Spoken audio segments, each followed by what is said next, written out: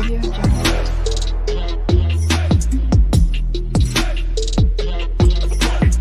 Audio Jungle.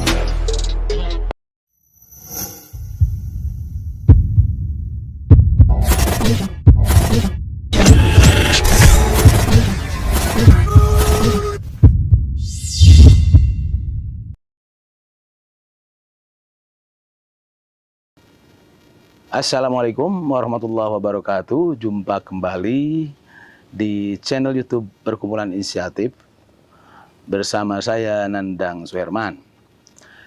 Pada kesempatan ini kita akan bincang-bincang seputar pendidikan di Jawa Barat. Dan sudah hadir di tengah-tengah kita aktivis pendidikan, Mas, saya panggil Mas Dwi. Mas Dwi, orang Bandung, alumni IKIP. Ya, kita tahu IKIP yang sekarang menjadi UPI, jadi sangat kompeten lah untuk membicarakan terkait dengan pendidikan. Halo Mas, apa kabar Mas? Halo, Apa kayak? Kang Kiai. Iya. Kita membincangkan seputar pendidikan di Jawa Barat.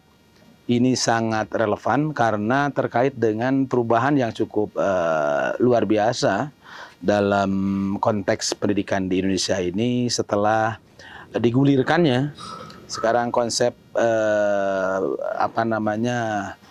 Merdeka Belajar. Oke. Merdeka Belajar yang digulirkan oleh Mendikbud ya, Menteri Pendidikan dan Kebudayaan Mas Mendikbudristek. Mendikbudristek, Mas Nadiem Makarim. Nah Mas, apa sih Merdeka Belajar itu? Barangkali bisa memberikan pengantar sedikit sebagai awal obrolan kita. Ya, jadi sebelum ke Merdeka Belajar mungkin kita perlu lihat sebenarnya problem pendidikan kita hari itu apa gitu sehingga kita bisa melihat apakah Merdeka Belajar ini fit nggak dengan problemnya kira-kira gitu. Oke. Jadi benar apakah Merdeka Belajar ini menjawab terhadap problem utama pendidikan kita? Nah menurut Mas Dwi sendiri apa sih problem utama pendidikan di kita? Ya sebenarnya sudah banyak sekali ya riset-riset yang menunjukkan bahwa atau yang menemukan bahwa kita sedang mengalami krisis. Oke. Krisis pembelajaran, mulai dari siswa, guru, tata kelola sekolah, tata kelola perencanaan dan penganggaran pendidikan, itu sedang mengalami krisis. Krisis itu. Misalnya, itu sudah lama disadari disadari separuh disadari kan? Oh, separuh disadari ya. Karena problemnya terus-menerus begitu gitu kan. Misalnya tahun 2018 itu ada riset dari PISA. PISA yang menemukan bahwa siswa-siswa kita itu kemampuan literasi dan numerasinya itu di bawah rata-rata negara ASEAN. Gitu. Jadi siswa Indonesia itu di bawah rata-rata siswa di ASEAN dari aspek literasi dan numerasi. Yang dimaksud literasi itu tidak hanya baca hitung, baca hitung, tetapi juga memaknai teks. Gitu. Jadi paham apa yang dibaca, bahkan mengira-ira apa intensi dari teks. Bisa memberikan opini terhadap itu. Jadi orang yang literate itu nggak gampang termakan hoax. Misalnya gitu ya. Ini penting karena sekarang hoax itu ada di mana-mana. Kalau literasinya bagus, dia akan memfilter. Dia akan mampu memahami sebuah pesan apakah bohong atau tidak. Logis atau tidak. Jadi literasi tidak hanya sekedar baca hitung, baca tulis, tetapi sudah memaknai terhadap apa isi pesan di situ. Itu literasi. Yang satunya lagi? Numerasi. Itu kemampuan berhitung ya dulu. Kemampuan berhitung, logika matematika. Logika matematikanya. Tidak hanya sekedar 1, 2, 3 dan seterusnya. Tapi aja logika itu jalan juga di numerasi. Itu 2 ya ukurannya. Yang itu dan di kita itu di bawah rata-rata ASEAN. Di bawah rata-rata ASEAN. Nah, itu menjadi problem kompetensi minimum. Apa sih kalau dampaknya kalau kita rendah di aspek itu? Produktivitas saja. Yang paling jadi ada riset dari Bank Dunia yang menyebut bahwa kalau kemampuan literasi dan numerasinya rendah, ketika dia bekerja misalnya ketika lulus, dia cenderung tidak produktif. Dan ada juga hitungan-hitungan kerugian apa yang berapa rupiah yang ditanggung oleh negara. Si siswa ini gitu. Dia cenderung tidak produktif, memperoleh gaji yang rendah. Salary juga rendah. Sudahlah rendah digaji, tidak produktif lagi gitu. Dan dia pasti kesananya kan tidak sejahtera hidupnya. Mungkin. Iya, jadi begitu. Jadi ada hubungan korelasi yang cukup kuat di kita. Pokoknya dan itu berkorelasi juga nanti karena kompetisinya kurang, karena rendah produktivitas dan macam-macam, akhirnya banyak pengangguran juga. Itu kalau itu berdampaknya. Dan kita hari ini masuk di situasi itu. Dan itu salah satu jawaban yang tadi obrolan kita awal itu dengan metode atau strategi atau apa namanya yang Merdeka Belajar ini. Itu krisis di siswa ya Kang ya. Krisis siswanya. Yang guru. Jadi ada krisis di siswanya yang krisis tadi. Guru. Ada krisis gurunya. Guru. Ada satu riset juga yang menemukan bahwa kompetensi pedagogik, kompetensi mengajarnya, padahal dia guru. Padahal dia guru tapi tidak punya kompetensi yang cukup untuk mengajarkan sebuah ilmu. Jadi nanti kualitas pendidikan itu tidak hanya ditentukan oleh input murid, tetapi juga dari gurunya. Dan kita kualitas guru kompetensinya itu rendah juga. Itu dibandingkan dengan wilayah ASEAN juga. Dibandingkan dengan ASEAN juga. Jadi kita itu ada juga krisis yang ketiga, pengawas sekolah. Pengawas sekolahnya. Pengawas sekolah, kepala sekolah. Jadi tidak ada kepemimpinan pembelajaran di sekolah hari-hari ini. Sudah kompetensi mendidiknya guru rendah, tidak diawasi oleh pengawas, tidak disupervisi oleh kepala sekolah. Gitu. Jadi makin bertambah ya. Dan yang tadi tata kelola sekolah bagian dari itu. Tata kelola sekolah tata sekolah juga cenderung buruk. Misalnya lingkungan belajar itu juga ada survei kan. Ada lingkungan survei belajar, sarana belajar, sarana belajar termasuk di dalamnya. Kemudian ada karakter siswa. Nah sebenarnya semuanya sudah ada di dalam rapor pendidikan. Gitu. Nah, iya seperti itu kira-kira. Berarti Merdeka Belajar itu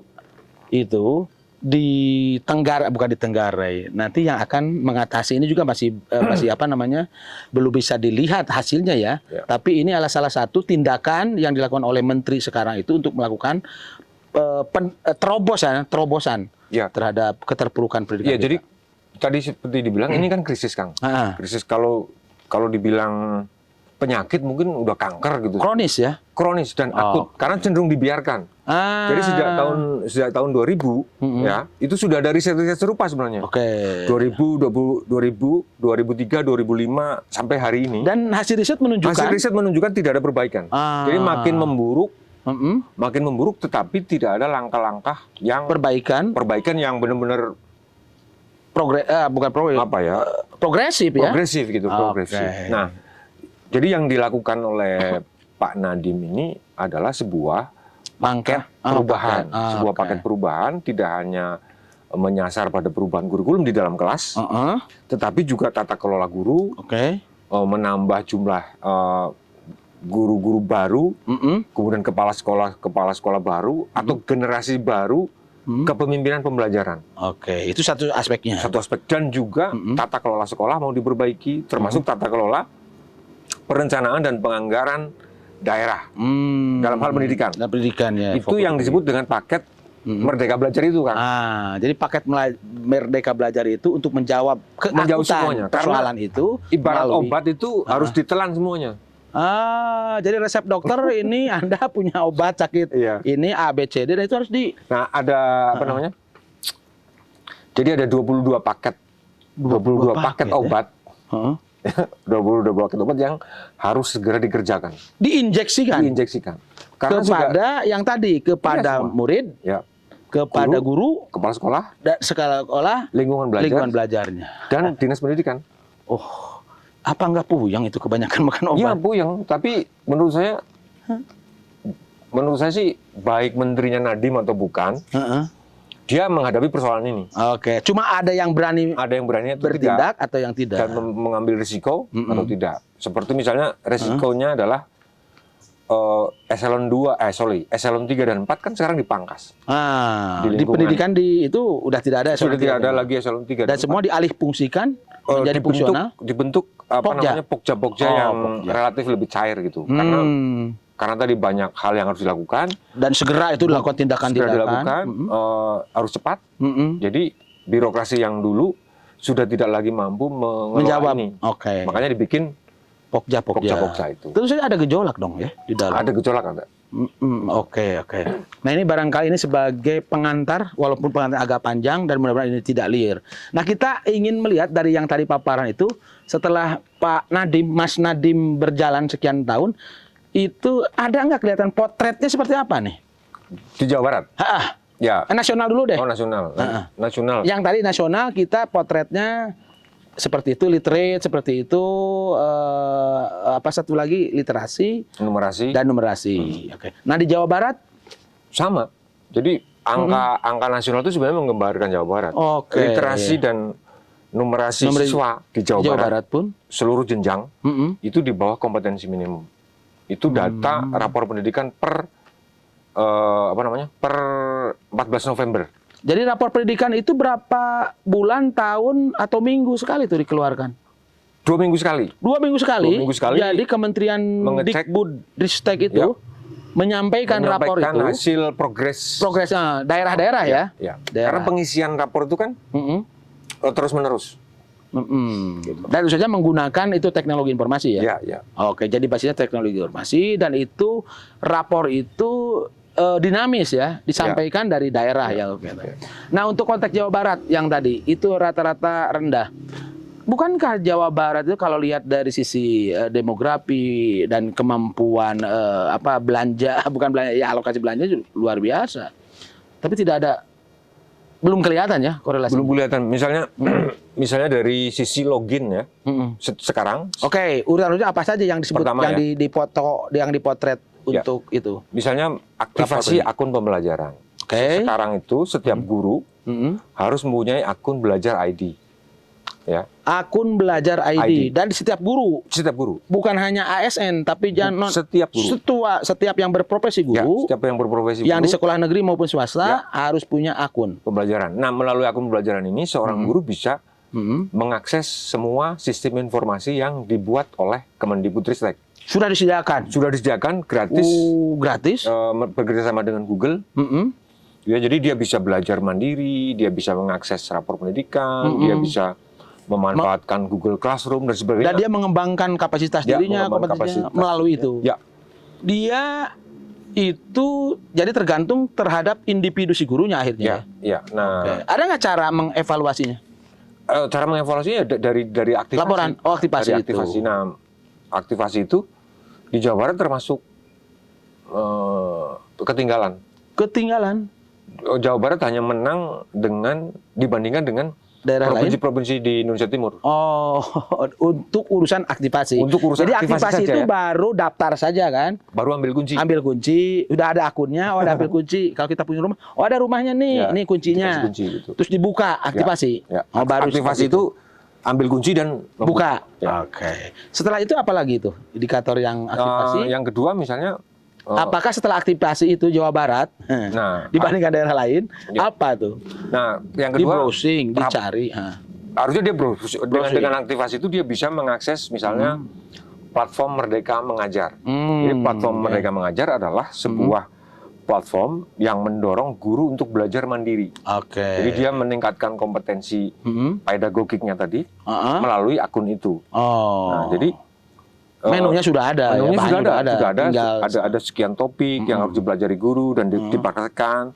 Lalu kemudian nanti kalau sudah dipraktekkan dia kirim laporannya, kemudian divalidasi dan dia mendapat sertifikat kelulusan. 30 sampai 38 jam pelajaran. Jawa Barat kalau bandingkan itu tingkat kelulusannya lagi-lagi Jeblok. jeblok.